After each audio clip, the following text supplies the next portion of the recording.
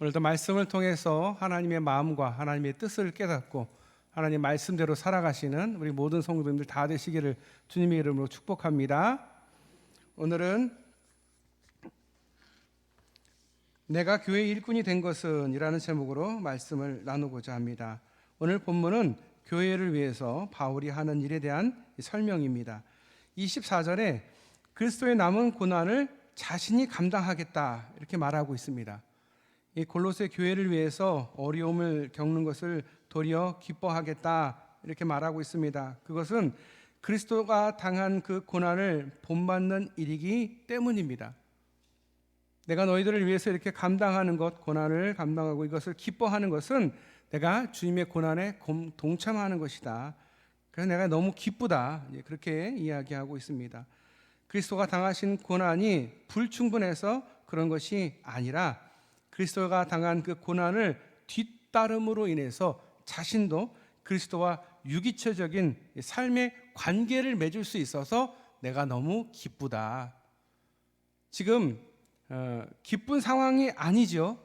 이 골로새서를 쓰고 있는 이 당시 바울은 감옥에 갇혀 있는 상태입니다. 구금되어 있는 상태이고요. 불편한 상태이지만 그렇지만 내가 너희를 위해서 이렇게 편지를 쓸 수 있고 너를 위해서 기도할 수 있는 게 나는 참 기쁘다. 내가 이렇게 고통받고 어려움을 당한다고 하더라도 나는 전혀 부끄럽거나 고통스럽지 않다. 나는 더 기쁠 뿐이다. 왜냐? 내가 그리스도의 그 고난을 닮을 수 있고 그것을 쫓을 수 있기 때문에 나는 너무도 좋다. 그리고 내가 이제 이 고난을 당함으로써 우리 예수 그리스도와 함께 관계를 맺을 수 있기 때문에 유기체적인 삶을 살 수 있기 때문에 나는 너무도 기쁘다. 우리는 기독교인이라고 하면서 고난 당하는 것은커녕 어려움과 손해 보는 것조차도 두려워합니다. 도리어 피하려 합니다. 기독교인으로서 고통당하고 어려움 당하고 손해 당하는 것을 보면서 아이 저렇게 바보같이 왜 저런 것을 당해 그렇게 생각을 할지 모르지만 그리스도인은 그렇지 않다. 그리스도와 연관된 삶을 사는 것에 있어서 고난이 아니고서는 접촉점이 없다. 사도 바울이 내가 이렇게 고난당하는 것이 내가 너무도 기쁘다. 왜? 이 고난이 곧 예수님의 고난에 동참하는 것이니까. 마찬가지로 그리스도인들은 고난을 당하는 게 너무도 당연한 것인데 그것을 두려워하거나 피하려고 하는 것은 그건 그리스도인이라 할 수 없다라는 이야기입니다. 우리가 복음을 전하기 위해서 아니면 교회에 출석하기 위해서 가정에서 많은 핍박이 있을 수도 있고 또 회사나 아니면 일하는 곳에서 눈치를 볼 수도 있습니다. 고난을 당할 수 있다라는 거죠. 불이익을 받을 수 있습니다. 그런데 그것을 우리는 기뻐해야 됩니다. 왜? 우리는 그리스도인이기 때문에. 그리스도인이라는 것은 고난받는 자리입니다. 우리가 잘못 알고 있는 것은 예수님을 믿고 하나님을 믿고 그러면 무조건 부자가 되고 무조건 병이 낫는다라고 하는데 여러분 보세요. 무조건 그렇습니까? 그렇지 않은 경우도 많다라는 거예요. 그런데 우리의 마음은 고난이 없는 삶에 집중합니다. 편하고 고통 없는 것 그것을 원합니다.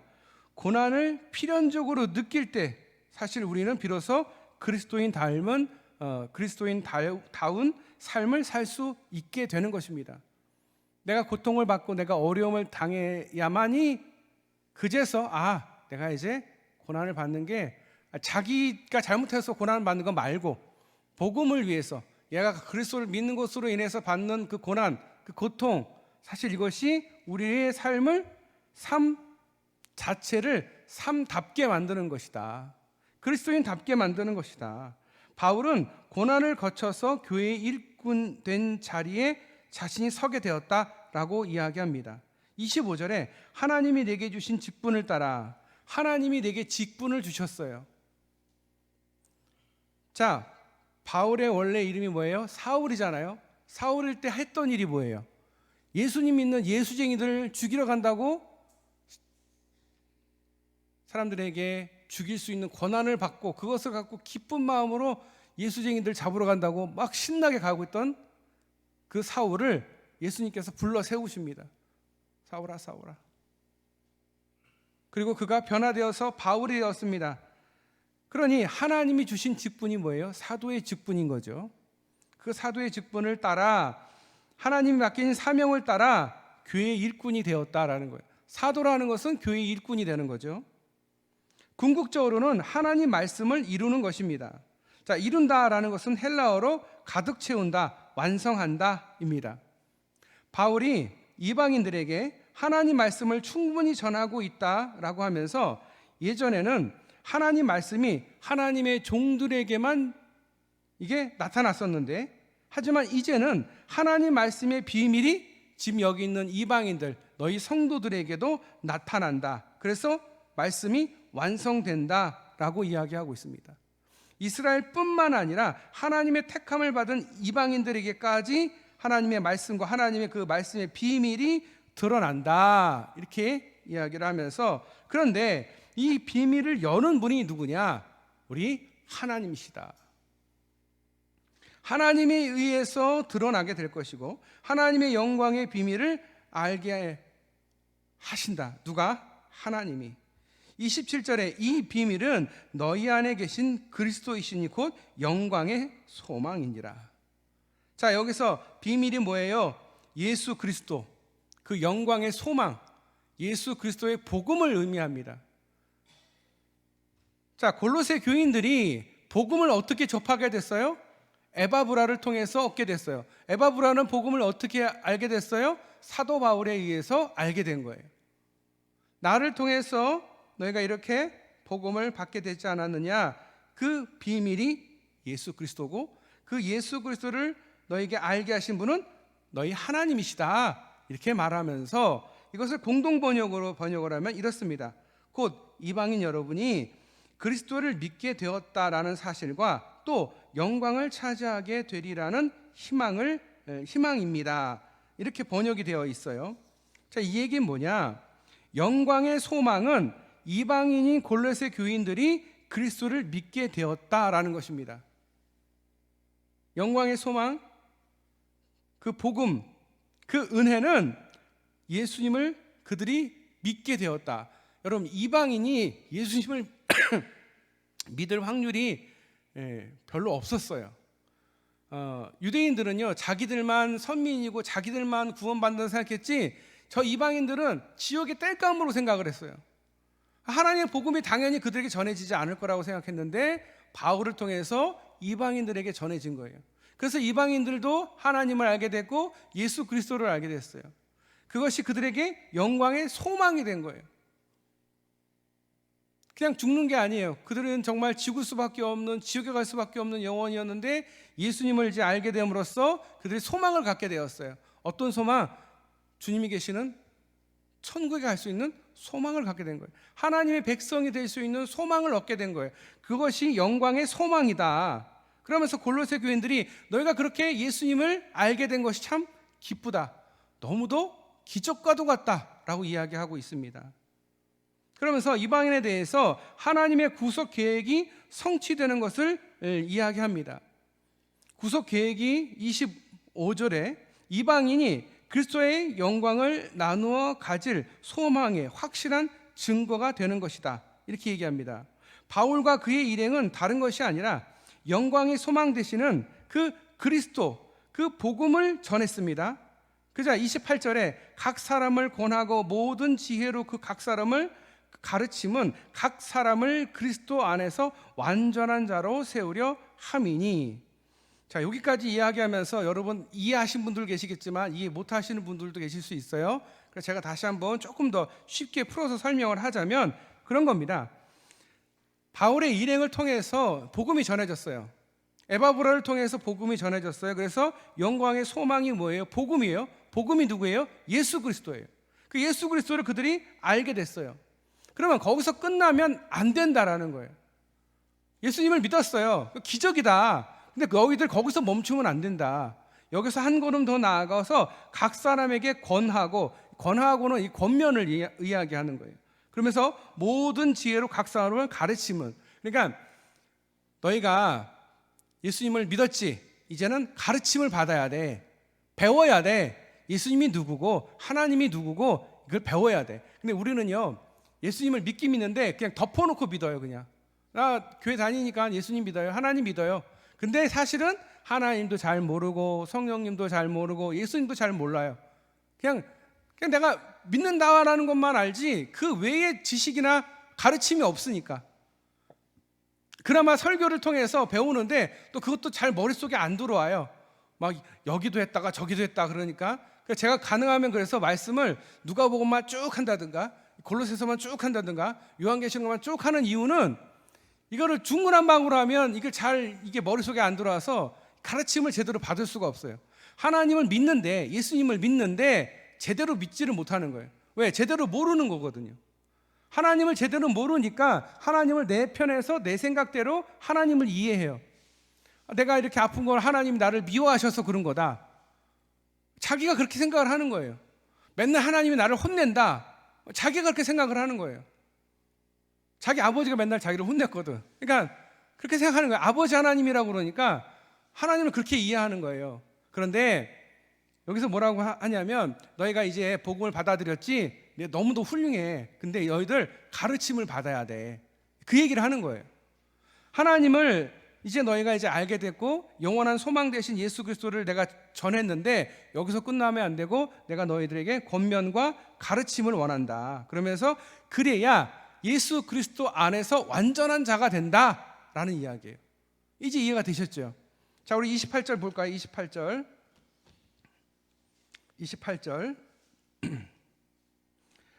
우리가 그를 전파하여 각 사람을 권하고 모든 지혜로 각 사람을 가르침은 각 사람을 그리스도 안에서 완전한 자로 세우려 함이니.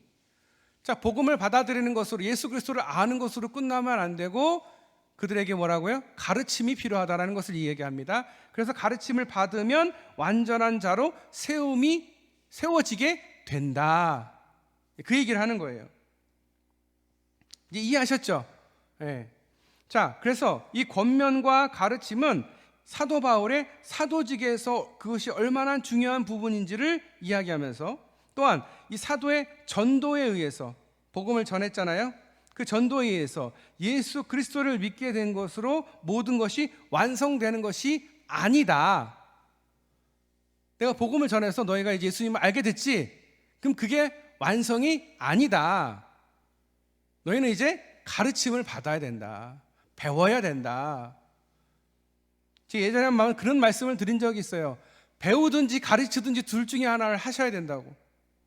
한 2, 3년 전에 말씀을 드렸던 것 같은데 어느 교회 모토예요 그게. 제가 어느 교회인지 지금 기억이 안 나는데 여러분 배우든지 가르치든지 둘 중에 하나를 하는 게 무엇을 위해서? 오늘 말씀에 그리스도 안에서 완전한 자로 세워지기 위해서 배우든지 가르치든지 해야 된다. 우리가 일꾼들을 뽑잖아요. 교회 일꾼들을 뽑잖아요. 그러면 뭘 먼저 할까요? 교육 먼저 해요. 투표를 해서 사람들을 뽑은 다음에 교육을 먼저 해요. 그리고 노예에서 안수를 받고 교인들한테 이렇게 임직을 하는 거예요. 교육이 먼저예요. 아니 신앙생활 오래 한 20, 30년 했는데 뭐 교육이 필요하겠어. 모든 것에는요 교육이 필요해요. 가르침이 필요해요. 교사가요, 내가 이제 교사로서 가르침을 이제 주고 있잖아요. 그러면 끝나면 그것을 내가 그동안 배웠던 걸로 가르치는 것으로 책에 있는 것을 가르치는 것으로 끝나면 안 되고 나도 계속 가르침을 받아야 되고 또 계속 나는 가르쳐야 돼요. 그리스도인이 완성되기 위해서는요 배우든지 가르치든지 둘 다 해야 돼요. 배우는 게 굉장히 중요하다 말씀하시면서 가르침에 대해서도 이야기하고 있어요. 왜냐하면 여러분 가르쳐야 내가 제대로 알아요. 수학 문제를 가르쳐 줘 봐야 내가 그 수학 문제를 정확하게 아는 거예요. 내가 공식을 내가 이해하는지를 어떻게 아냐면 시험을 보든지 아니면 남을 가르쳐 보면 알아요.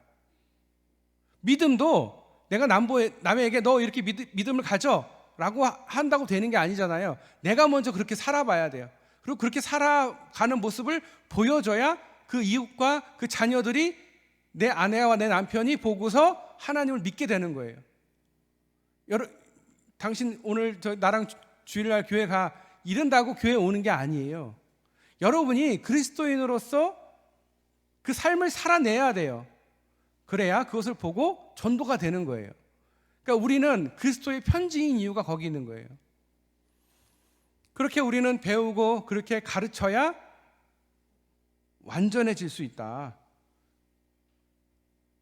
자, 계속해서 사도의 가르침을 듣고 따라서 거룩하고 흠이 없고 책망할 것이 없는 자로 설 수 있도록 신앙의 진보를 얻을 수 있도록 해야 된다. 그러면서 바울이 골로새 교인들에게 수행하는 직무는 궁극적으로 성도의 완전함을 지향하는 것이다. 그러니까 배우든지 가르치든지 함을 통해서 너희가 완전해져야 너희가 제대로 그런 완전함을 너희가 취했으면 좋겠다라는 이런 바울 사도의 이 생각이 있다라는 거예요. 그 목표가 있다라는 거죠. 그 지향점이 있다라는 거예요. 결론적으로 29절에 이를 위하여. 자, 여기서 이를 위하여는 이가 뭘까요?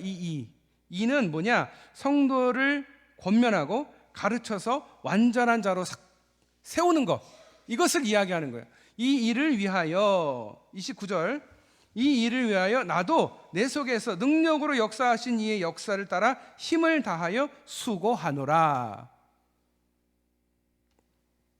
이 사역이 바로 바울이 역사하시는 이 누구예요? 예수 그리스도를 통해서 그로 말미암아서 감당하고 있는 일인 거예요. 바울은 자신의 그 사도직 그 능력의 원천이 자기 밖에 있는 것과 그것이 바로 예수 그리스도이심을 고백하고 있습니다. 너희들이 지금 이렇게 권면하고 가르치고 하는 이 일들을 통해서 너희가 완전해지고 세워지는데 그것을 역사하는 분은 예수 그리스도이시다. 그런데 그 예수 그리스도를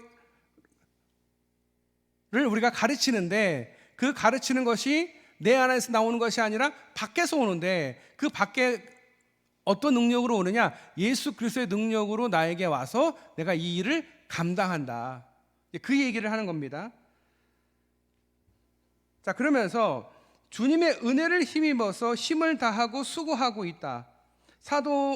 바울이 사도직을 감당할 수 있는 능력의 원천이 아까 말씀드린 것처럼 그리스도에게 있다. 그러면서 곧 사도의 수동적으로 외부의 압력에 의해서 기계적인 움직임이 아니다.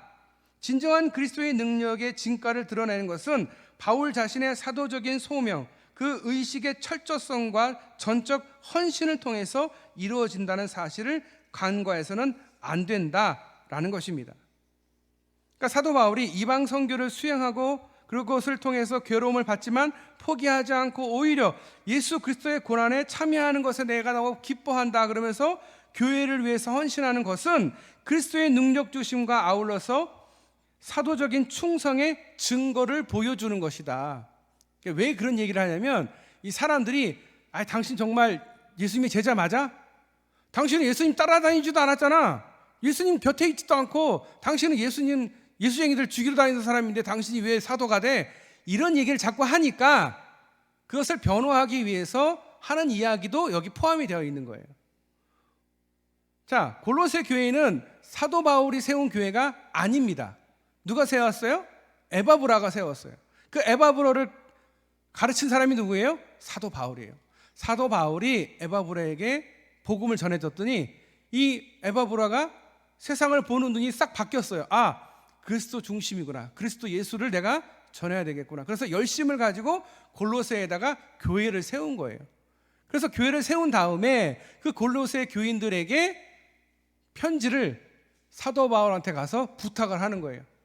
선생님, 저희 골로새 교인들한테 편지 좀 써주세요.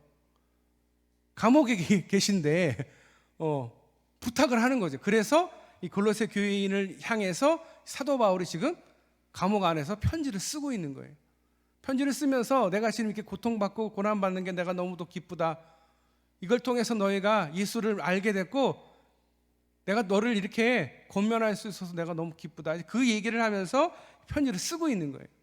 이 골로새서라는 이 말씀을 제가 준비하면서 다른 부분보다 좀 어려운 것 같아요. 제가 항상 자신이 없던 부분이 이런 부분들인데 성지순례를 갔다 오니까 이게 딱 이해가 되는 거예요.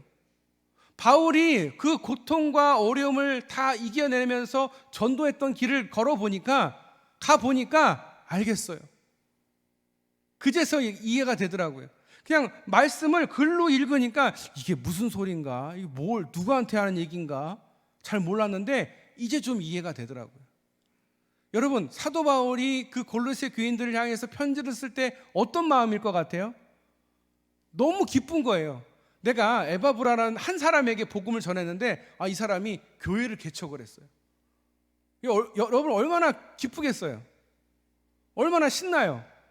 내가 이렇게 한 일이 이렇게 열매를 맺어서 교회를 세우고 내가 그 교회에다가 이렇게 편지를 쓸 수 있는 게 너무도 벅차고 감사해서 계속 나는 기쁘다라고 말이 계속 나오는 거예요. 왜? 자기가 지금 감옥에 있어도 그게 지금 신경이 안 쓰이는 거예요. 내가 주님께 받은 이 복음을 한 사람에게 전해서 그것이 이렇게 60배, 100배 열매를 맺은 걸 보니까 너무도 기쁜 거예요. 저는 이 말씀을 보면서 준비하면서 그게 느껴져요. 처음에는 그게 느껴지질 않았어요. 이게 무슨 얘기인가, 누가 썼나, 무슨 마음으로 썼나 전혀 몰랐는데 성지순례를 갔다 오니까 알겠더라고요. 여러분들도 꼭 한 번씩 다녀오세요. 시간을 내서 평생 한번 다녀와야 될 것 같아요. 정말로. 목숨 걸고 사도 바울이 갔던 그곳, 목숨을 이제 바치기 위해서 목이 이제 교수형을 당하기 위해서 가는 그 길, 그리고 그 목을 이렇게 자신이 이렇게 내놨을 때 그 마음과 그 순간에 그 바울이 어땠을까? 그리고 그가 감옥에 있을 때 감옥을 한번 보셔야 돼요. 그 편치 않은 그곳에서 몸도 성하지 않은 사람이 나이는 먹었죠. 얼마나 힘든 상황이에요. 그런데도 이 복음을 전하고 그 복음으로 변화된 그 교회들을 향해서 그 감사함과 기쁨으로 열심히 이 편지를 쓰고 있는 이 사도 바울의 그 마음을 여러분 아셨으면 좋겠습니다. 그래서 오늘 본문은 지금까지는 제가 이제 이 골로새서의 서론 부분을 이야기한 거예요. 그것을 통해서 우리가 알아야 될 것은 무엇이냐? 바로 이 바울이 우리가 본받을 일꾼의 자세를 잘 보여주고 있어요. 우리가 일꾼으로서 어떤 일꾼의 자세와 어떻게 살아야 되는지를 이 사도 바울이 잘 보여주고 있어요. 첫 번째, 고난을 감당하겠다는 믿음의 자세입니다. 복음으로 인해서 고난받는 것을 두려워하지 않겠다라는 마음. 여러분, 이 마음을 우리가 배워야 돼요. 그리스도의 일꾼이라면 이 마음을 배워야 돼요. 복음으로 인해서 고난을 받는 것을 두려워하지 않겠다. 그리고 그리스도가 고난 당하심으로 우리의 구원을 이룰 수 있었다라는 것. 그러니까 예수님께서 고난을 안 당하셨으면, 십자가에 안 달려서 죽으셨으면 우리가 예수님을 알 수가 없어요. 하나님을 알 수가 없어요. 구원을 받을 수가 없어요. 그런데 주님께서 친히 고통을 담당하셨기 때문에, 그래서 그리스도인을 닮아가는 우리들에게 이 삶의 모든 것이 예수님을 믿는 것부터 시작해서 모든 것이 고난일 수밖에 없는 거예요. 당연한 거예요. 예수님은 믿으면 막 부자 되고 잘 될 줄 알았어. 근데 여러분 보세요. 예수 믿는다고 병 안 걸린 사람이 있어요? 무조건 부자가 됩니까? 아니에요. 고난이 분명히 있어요. 근데 그 고난을 이길 힘을 얻게 되는 거예요. 삶이라는 것 자체가 고난이거든요. 응애하고 태어나는 순간부터 고난인 거예요. 하지만 예수 그리스도를 알게 됨으로써 고난을 이겨낼 수 있는 힘을 얻게 되는 거예요. 왜? 마지막에 우리에게 준비하신 생명의 면류관이 있기 때문에 지금에 있는 이 고난은 거뜬히 이겨낼 수 있는 내가 능력을 갖게 되는 것이거든요. 예수 그리스도를 알므로 인해서. 그래서 고난을 당하겠다라는 믿음의 자세, 또 복음과 함께 고난당하는 사람으로 인해서 우리에게 복음이 전해진다. 복음은요, 고난이 없이는 절대 전해지지 않아요. 내가 수고를 하지 않고 쉽게 복음을 전할 수 없어요. 고난이 필요하고요, 고통이 필요해요. 그래서 우리는 고난과 고통을 안 받으려고 전도하지 않아요. 복음을 전하지 않아요. 고난받는 것도 싫고 눈총받는 것도 싫고, 그러니까 복음 안 전해요. 그런데 여러분, 그리스도인이라 하면 응당 고난받는 것을 두려워하지 않는 것이 그리스도인이다. 근데 요즘에는 어떻습니까? 어떻게 하든지 신앙생활을 좀 편하게 하려고 애를 써요.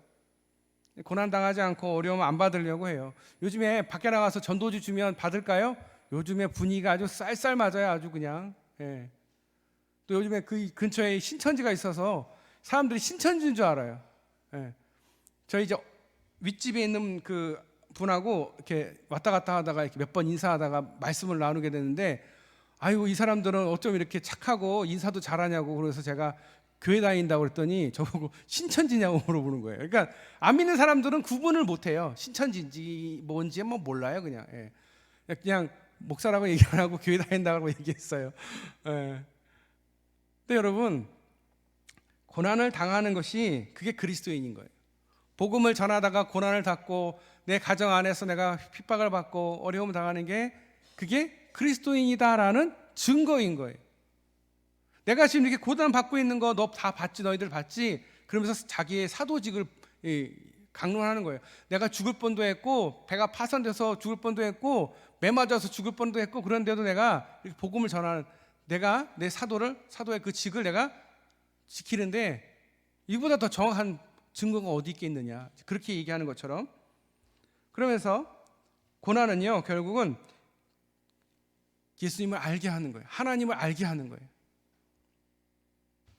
지금 우리는 고난을 당하는데요, 심적인 부담이나 경제적인 손해 정도로 이 고난이라고 생각을 합니다. 그러나 그런 고난을 자처해서 겪게 되면 우리는 그리스도와 연결된 삶을 살 수 있습니다. 내가 자처해서 복음을 전하다가 고난을 받는 것, 그것이 곧 예수님을 알게 되고 예수님과의 삶이 내가 연결되는 거예요. 복음으로 인한 고난은 결국 주님을 만나는 길을 열어주는 거예요. 주님을 만나고 싶으시다고요? 그러면 주님의 복음을 위해서 고난을 받으세요. 그러면 주님을 볼 수 있게 돼요. 목사님, 저한테 예수님 좀 보여줘요. 어렵지 않아요. 나가서 전도하시면 돼요. 그럼 온갖 눈총과 핍박을 받게 될 거예요. 그제서 알게 돼요. 주님은 이보다 더 큰 핍박을 받으셨구나. 제자들이 배신했죠. 사람들이 희롱하고 때리고 침뱉고 욕했죠. 자기가 많은 사람을 구하고 고쳐주고 살려주고 먹여주고 그랬는데 어느 누구도 예수님 죽으셨을 때 온 사람이 없어요. 그렇잖아요, 여러분. 예수님이 보여준 기적이 얼마나 많아요. 그런데 거기에 대해서 감사하는 사람이 있어요? 별로 없어요. 문둥병자 한 명? 고맙다고 인사하는 사람이 없어요. 성경에 잘 보세요. 예수님 고난당할 때 그렇게 기적 경험하고 죽었다 살아난 사람이 왔나? 아무도 안 왔어요. 그 무덤에 찾아온 사람들도 그 기적을 경험한 사람 중에서 아무도 없었어요. 여러분, 고난을 받는 것이 사실은 기쁨이에요. 그런데 우리는 그 고난을 두려워해요. 여러분, 고난의 자리가 축복의 자리인지를 믿으시길 바랍니다. 내가 아파요. 내가 어떤 문제가 있어요. 경제적으로 어려움이 있어요. 고난이 있어요. 그러면 그 고난을 여러분 기뻐하셔야 돼요. 그 고난은 아무한테나 주어지는 게 아니에요. 아유, 목사님 몰라서 그렇죠. 제가 얼마나 이 고난 때문에 힘들어 죽겠는데요. 여러분, 그렇게 힘든 가운데서 하나님을 경험하고 그 경험한 하나님을 전할 때 그게 복음이 되고 그게 은혜가 되는 거예요. 그래서 비로소 내가 예수 그리스도를 닮아가는 완전한 사람이 되는 거예요. 그것을 보면서 사람들이 은혜를 받고 그것을 통해서 전도가 되는 거죠. 두 번째, 예수 그리스도를 전하는 것. 자, 고난의 자리에서 예수님을 만났을 때 그것을 전할까요? 안 전할까요? 예수님을 경험하면 전하지 않을 수가 없습니다. 기쁨으로 전하게 되어 있어요. 생명의 신 예수 그리스도를 고백하지 않을 수가 없어요. 너무 기쁜 마음으로 주님을 전하게 되어 있어요. 우리가 전도하는 것은 지식과 정보를 전하는 게 아니에요. 우리가 전도할 때 창세기를 가르쳐주거나 레위기를 가르쳐주기 위해서 전도하는 게 아니에요. 우리의 믿음을 전하는 거예요. 내가 이렇게 하나님을 믿는데 내가 너무 이렇게 기쁘다, 내가 너무 감사하다라는 것이 그게 전도인 거예요. 그리스도가 자신의 삶에 어떻게 역사하시는지를 전하는 게 전도예요. 꼭 전도지를 나눠줘야만 전도가 아닌 거예요. 꼭 교회에 데리고 와야만이 전도가 아닌 거예요. 방법이 다르고 상황이 다르기 때문에. 그런데 포인트는 뭐냐? 내가 그리스도를 경험하고 체험하면 거기서 끝나는 것이 아니라 그것에 대해서 너무도 감사하고 그것을 고백하지 않을 수가 없고, 그래서 고백하게 되는 것, 그래서 믿음을 전하게 되는 것, 그리고 그리스도가 자신의 삶에 어떻게 역사하셨는지를 전하게 되는 것, 그리고 지금 예수와 동행하는 삶이 얼마나 행복한지를 전하는 게 그게 전도예요. 전도가 대단한 게 아니에요, 여러분. 자, 여기 전도할 사람들 이름 쓰세요. 자, 이번 주 전도잔치 하니까 여러분 전도할 명단 적어내시고 어떻게 전도할지 다 적어내세요. 제가 맨날 그거 해봐서 압니다. 네. 기가 막히게 제가 그걸 잘 알아요. 잘 할 수 있어요. 근데 안 하잖아요. 여러분을 믿으니까. 여러분들은 경험했잖아요. 주님을 경험하셨잖아요.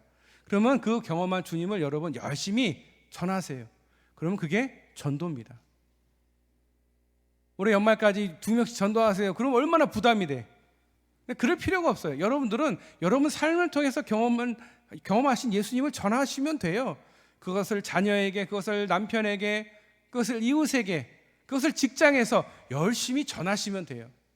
그리고 그것이 어떻게 열매를 맺느냐는 하나님께 달려있는 거지 여러분에게 달려있는 게 아니에요. 여러분은 그리스도의 편지예요. 왜? 하나님이 직접 얘기하면 그 사람들이, 안 믿는 사람들이, 일반인들이 어떻게 경험하겠어요? 못하잖아요. 그래서 여러분을 통해서 복음을 전하는 거예요. 예수님이 살아계시고 하나님이 살아계심을. 그러면 그들이 때가 되면 고구마가 익으면 어떻게 돼요? 이렇게 찔러봤을 때 잘 찔리는 거고, 고구마가 안 익었으면 찔러도 잘 안 들어가는 거예요. 이 포크가, 이 젓가락이 안 들어가는 거죠. 다 때가 되면, 주님 때가 되고 주님의 방법으로 그를 하나님이 부르셔요. 다만 우리는 내가 받은 은혜, 내가 경험한 예수님, 나에게 주신 예수님의 그 은혜, 그것을 전하면 된다. 그게 전도다. 교회 일꾼들이 해야 할 일이 바로 그런 거예요. 그냥 하나님을 알면서 끝나는 게 아니라 그것을 알고 그것을 전할 줄 아는 것. 그래야 진짜 교회의 일꾼이에요. 그런 믿음의 용기가 우리 모두에게 있기를 소망합니다. 여러분 믿음을 가지시길 바랍니다. 지금 아멘은 여기 2명, 저기 3명 하신 것 같아가지고 다시 제가 물어보겠습니다. 예수님의 그 복음을 기쁨으로 전할 수 있는 믿음의 용기가 있는 저와 여러분 되시기를 축복합니다. 여러분 용기를 가지셔야 돼요. 세상을 싸워서 이길 용기를 가지셔야 돼요. 뭘 보고 승리할 수 있다라고 생각하시는 거예요? 예수님을 보고 믿는 거예요. 예수님도 그 어려운 상황에서 승리하셨잖아요. 여러분들도 그래서 하실 수 있는 거예요. 그래서 여러분 세상을 두려워하지 마세요. 막 세상에 이런 별의별 일이 다 있지만 여러분 두려워하지 마세요. 두려워하지 않을 수 있는 일은 뭐예요? 예수 그리스도가 여러분과 함께 하신다라는 그 믿음을 여러분이 갖고 있기 때문에 괜찮은 거예요. 만약에 그 믿음이 없으시면 계속 두려울 수밖에 없을 거예요. 또 일이 이거 안 되는 거 아니야? 또 내 일이 또 어그러지는 거 아니야? 여러분 예수님을 믿으세요. 나는 거룩하고 흠이 없어서, 우리가 항상 하는 말이죠. 그래서 나는 어떻게 복음을 전할 수 있고 어떻게 가르칠 수 있어, 이렇게 얘기하는 분들이 많아요. 근데 여러분 우리는 완전한 자가 아니에요. 완전한 자가 아니에요. 우리도 예수님을 닮아가려고 하는 사람이에요. 그 완전하심을 닮아가려고 하는 사람들이지 닮은 사람이 없어요. 아직도 완전한 자가 없어요. 아니 저 사람은 왜 이렇게 예수님을 닮아가야 되는데 그리스도인이라고 하면서 맨날 저렇게 욕하고 화내고 맨날 싸우고, 저 사람 왜 저래? 아직 완전해지지 못해서 그런 거예요. 완전해지고 있는 중인 거예요. ing, 현재형인 거예요. 구원은요 맨날 몇 월 며칠 몇 시 어느 때 이렇게 하는 게 아니에요. 구원파가 항상 하는 얘기가 뭐예요? 너 구원 언제 받았어? 구원이 정확하게 몇 월 며칠 몇 분 몇 초에 됐으면 얼마나 좋겠어요. 근데 그게 아니에요. 구원은요, 구원을 받기 위해서 과거와 그리고 구원을 받는 과정인 이 현재, 그리고 구원 받은 이후의 미래, 이 구원이라는 것은 현재 진행형이고 과거와 현재와 미래가 같이 있어야 구원이 이루어지는 거지, 현재 몇 월 며칠 몇 시에 내가 하나님의 구원을 받았다, 그거는요 교만이에요. 교만. 어떻게 그걸 알 수 있겠어요? 하나님밖에 모르는 건, 하나님만 아는 계획인 거예요. 그걸 알고 살면 좋죠. 근데 그건 중요한 게 아니거든요. 예수님을 믿는 데에 대해서, 하나님을 믿는 데에 대해서 그게 더 중요한 게 아니에요. 더 많은 가르침과 더 많은 것을 통해서 내가 완전해지는 것이 중요한 것이지. 그래서 우리는 완전한 사람이 없어요. 다 부족한 사람들이에요. 그래도 내가 받은 그 은혜를 전하는 것이고, 그래도 내가 배운 이걸로 아이들을 가르치는 거예요. 교사가 다 알고 가르치는 교사가 어디 있겠어요? 오늘 오후에 우리 교사 세미나 하죠. 왜 교사 세미나를 하겠어요? 배워야 되니까. 교수님 모셔놓고 배워보자는 거죠. 우리가 한번 완전하게 다 알고서 가르치는 사람은 없어요. 저도 청년들하고 성경 공부하지만 제가 100% 몰라요. 그래서 청년들한테 질문을 받고 답도 주지만 모르면 제가 집에 가서 또 공부해와요. 그리고 다시 또 그 다음 주에 알려주면 청년들이 아 그러냐고 그러지, 아유 목사님 한 번에 그것도 몰라요, 그렇게 하는 사람이 없어요. 완전한 사람은 없는 거예요. 완전히 하나님을 다 알고 있는 사람도 없어요. 그냥 우리는 완전해지려고 닮아가려고 애쓰는 사람이에요. 계속 주님을 만나고 주님을 통해서 주님을 배우고 주의 말씀을 배우고 또 그렇게 배우도록 권면하고, 마지막 세 번째, 일꾼의 자세, 소명의식과 헌신성을 유지하는 것입니다. 교회의 일꾼은 하나님의 부르심에 대한 확고한 믿음의 자세가 있어야 됩니다. 교회 부르심에 합당한 사람들이 일꾼으로 세워졌다고 그게 끝이 아닌 거예요. 믿음이 있어야 돼요. 확고한 믿음이 있어야 돼요. 흔들리지 않는 믿음. 좀 힘드니까 나는 믿음 다 제껴놓고 내가 그냥 쉴래, 이러지 않을 수 있는, 하나님이 우리를 부르셨고 나를 부르셨다라는 그 부르심에 확신이 있어야 돼요. 누가 무슨 말을 하든 자신이 어떤 처지에 있든 나는 내 생명이신 하나님이 내 생명을 거두시는 그날까지 하나님의 부르심을 따라 살겠다라는 확신이 있어야 돼요. 확신 없이 주의를 하시면 안 돼요. 주의 일꾼은 확신이 있어야 돼요. 제가요 어떤 교사를 싫어하냐면 이랬다 저랬다 하는 교사를 싫어해요. 그 마음이 어디서 왔냐면, 교사한테 반을 맡겼는데, 제가 뭐 매번 얘기하지만 반을 맡겼는데 그 반을 팽개치고 교회를 안 나와 버린 거예요. 자기 기분과 자기 상황이 어떻게 됐든 간에 반을 맡아서 아이들이 있잖아요. 근데 그 아이들은 선생님이 안 왔으면 어떻게 돼요? 남의 반에 가서 꽂아 넣은 보리자루처럼 수업을 들어야 되는 거예요. 그 아이들이 얼마나 큰 상처를 받는지 몰라요. 자기 기분만 중요하고 자기 상황만 중요하지 그 아이들이 정말 상처받는 거는 1도 생각을 안 해요. 그래서 그 아이들이 막 얼굴에 막 수심 가득하게 교회를 떠나는 걸 제가 제 두 눈으로 봐왔기 때문에, 제가 교육전사부터 시작해가지고 교육목사까지 13년을 했는데 그렇게 이랬다 저랬다는 교사를 저는 싫어합니다. 아주 정말 싫어해요. 정말 싫어요. 이게 그래도 목사가 막 사랑으로 막 그런데, 그건 사랑은 사랑이고요. 그 아이들에게는요 씻을 수 없는 상처를 주는 거예요. 근데 그걸 몰라요. 그러니까 그 사람들도 배워야 되는 거예요. 그 사람들도 완전한 사람이 아닌 거예요. 그래서 한편으로는 화가 나지만 한편으로는 불쌍해요. 왜 저렇게 살까 인생을? 왜 믿음 생활을 저렇게 할까? 신앙생활을 왜 이랬다가 저랬다 이랬다 저랬다 할까? 아니 자기 혼자 신앙생활 하다가 뭐 이렇게 할 수는 있지만 맡은 아이들이 있는데 저 아이들 상처받는 거는 전혀 생각을 안 하는구나 생각하니까 너무 막 괘씸하기도 하고 화가 막 나는데, 또 한편으로는 에휴 저 정도까지 밖에 안 되는 사람이구나, 어떡하냐, 참 국률하다, 내가 국률함을 가져야지. 복음의 빚진 자가 정말 주님께 감사하며 살아가야 되는데 저렇게 기분 나빠가지고 삐져가지고 아니면 무슨 상황이 어떻다고 아이들을 버려? 저는 정말 교회 일꾼은요 항상성을 갖고 있어야 돼요. 항상 변함이 없어야 돼요. 항존직이잖아요. 항존직이 뭐예요? 항상 존재할 수 있게, 그렇게 말하는 분들도 계시는데, 항존직은요 항상성을 가진 사람들을 얘기하는, 믿음이 변함이 없는 사람들을 얘기하는 거예요. 교회 일꾼들을 뽑았을 때 그 일꾼들이 이랬다가 저랬다가 마음이 왔다 갔다 이런 항상성을 가진 게 아니기 때문에 교회 일꾼으로서 굉장히 힘들다라는 거예요. 사람들에게 상처를 줄 수밖에 없고요, 어려움을 줄 수밖에 없어요. 교회 일꾼은요 나이와 환경과 경제력과 건강 등과 아무 관계가 없어요. 자신의 상황에 맞추어 가는 것이 아니라 하나님의 부르심에 따라서 사역하는 것이기 때문에 항상성을 가질 수 있어야 되는 거예요. 왜? 주님께서 항상 변함이 없으셨기 때문에. 만약에 주님께서 내가 너 구원했으니까 너는 이제 예수님 잘 믿어. 그랬다가 또 마음이 바뀌어가지고 야, 너 꼴뚜기 싫어. 너 예수님 믿지 마. 우리 예수님이 그랬으면 어떻게 돼요? 어느 누구도 구원받을 사람이 없는 거예요. 근데 우리 주님은 전혀 그런 게 없어요. 미우나 코우나 그냥 난 너 너무 좋아. 네가 교회를 나오든 안 나오든 네가 무슨 죄를 짓든 말든 나는 널 너무 좋아해. 다만 내 얘기 좀 들어. 내가 너 부를 때 좀 와봐. 난 너 사랑하는데 넌 나한테 관심이 하나도 없는 것 같다. 주님은 그렇게 하시지. 에이, 너 죄 졌으니까 너 지옥 가. 그렇게 하시는 분이 아니라고요. 목사님, 제가 요즘에 뭐 해가지고 뭐 잘못했는데 하나님한테 맨날 혼나는 것 같아요. 하나님 저 지옥 보내는 거 아니에요? 그러시는 분이 계셔요. 그래서 내가 그랬어요. 하나님이 그렇게 이랬다 저랬다 하시는 분은 아니다. 교회의 일꾼은요, 중요한 게 뭐예요? 이랬다 저랬다 하지 않는 거예요.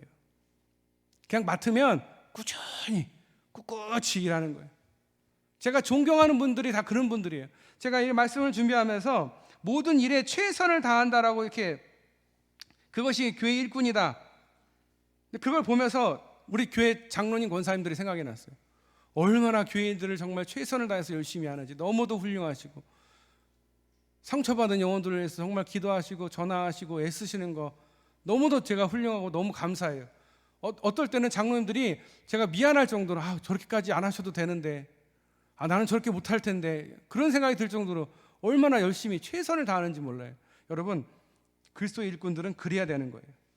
왜? 주님께서 우리에게 그렇게 하셨기 때문에 그런 거예요.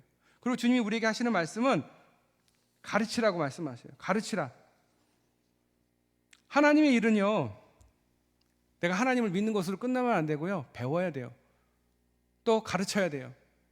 권면해야 돼요. 그것이 우리를 더 완전한 자, 완벽한 그리스도인으로 만드는 것입니다. 우리가 교인이 일꾼이 되는 것은요, 예수 그리스도를 닮는 길을 걸어가는 거예요. 우리가 주님의 이름으로 가정이나 교회 안에서 밥하고 청소하고 아이들 가르치고 교회 밖에서 가난하고 어려운 사람들을 섬기는 모든 일은 공통된 주님의 일입니다. 이 모든 사역은 예수님을 닮고자 하는 마음에서 비롯된다면 그 차이는 있을 수가 없습니다. 이제는 이전보다 하나님이 헌신성이 부족해져 간다. 이전에는 열심히 헌신하는 사람들이 많았어요. 요즘엔 어때요? 그렇지 않아요. 사역하는 사람들이 점점 더 힘이 들어요. 왜? 부담이 되니까 교회를 안 하려고 해요. 안 하려고 하니까 교회 일을 하는 사람이 몇 안 돼요. 몇 안 되니까 혼자 일을 하니까 교회를 하면서 내가 이거 왜 나 혼자 이렇게 하고 있지? 그 멘탈이 무너지는 거예요. 교회를 별거 아니어도 율장 닦는 거 하나, 게시판 하나 만드는 거 하나, 교학교 교사들 뭐 만들기 하나, 같이 하면 재밌거든요. 근데 혼자 하면요 너무 힘들어요. 신앙이 더 떨어져요. 더 힘들어요. 예전에 사람들은 열심히 헌신하는 것을 당연하게 생각했는데 요즘엔 그렇지 않아요. 요즘에는 청년들이 헌금도 잘 안 하고요, 11조도 안 하고요, 그냥 여기 교회 좋다 그러면 와서 막 찬양 부르고 은혜 받고, 또 여기 교회 좋다 그러면 저기 교회 가고. 내가 왜 그러냐면 상처를 받은 게 있는 거예요. 상처를 받은 게 있으니까 어디에도 안주를 안 해요. 어디에 가서도 뭐 아무것도 안 하려고 해요. 근데 여러분, 교회 일하면서 상처를 안 받을 수가 있나요? 안 받을 수가 없어요. 예수님도 십자가를 지셨는데 우리는 그 상처도 못 받겠다고 안 받으려고 요리조리 피해 다니는 거예요. 그래서 어느 누구도 헌신을 하지를 않는 이 세대를 보면서 참 가슴 아파요. 요즘에는 큰 교회도 젊은 사람들이 식당 봉사를 안 해요. 교회가 유지가 되려면 봉사하는 사람들이 있어야 교회가 기초적으로, 어떻게 교회 모든 일들을 다 이렇게 외주를 주고 업체를 불러다가 이걸 하겠어요. 헌신하는 사람이 없으면, 교회 일꾼이 없으면 교회는 유지할 수 없는 거예요.